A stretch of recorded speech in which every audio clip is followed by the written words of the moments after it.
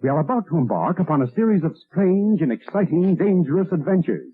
Adventures that will lead us to all parts of the world. Hello and welcome to another Bad Comic Review. This time we are looking at Capwolf and the Howling Commandos Issue 1. It's a 2023 miniseries from Marvel Comics, written by Stephine Phillips, art by Carlos Magno, colored by Espen Grundetjern, letters by VC's Travis Lanham, cover by Ryan Brown. Assistant editor was Caitlin Linsvet, edited by Alana Smith, editor-in-chief CB Cebulski. I actually do like that cover, it's pretty cool, and it does relate to what's going on in the book, which for Marvel is almost unheard of these days. So Sergeant Fury and the Howling Commandos are trying to stop some Nazis, and a tank rolls up, and while they're trying to stop that, unfortunately Fury gets injured pretty severely. Thankfully Captain America drops in to save the day, and he destroys a tank single-handedly, but the Howling Commandos still think he's a joke, even though he did this right in front of them. Now Cap has to take control of the Howling Commandos and lead them on a mission to go to a place called the Wolf's Lair. There is some super secret project that the Nazis are defending very, very heavily, but nobody knows what it is. So Cap's leading them on a mission, but the Commandos don't want to listen to him, and Dum Dum certainly doesn't want to listen to him. So there is a little bit of discord within the group, and there appears to be this sketchy looking witch lady who is going to cause all sorts of problems, but then they're attacked by werewolves. And unfortunately, I think you know where that's going to lead. I get what they're trying to go for here, and I think overall the story is pretty fun. There's a few minor things that annoyed me, like the fact that Cap hadn't worked with the Howling Commandos till near the end of the war. That doesn't sound right, because there's been several adventures between Cap and the Howling Commandos set in World War II. Unfortunately, that seems to have been glossed over heavily by a lack of research on somebody's part. But they're going for some sort of tension thing, that's fine.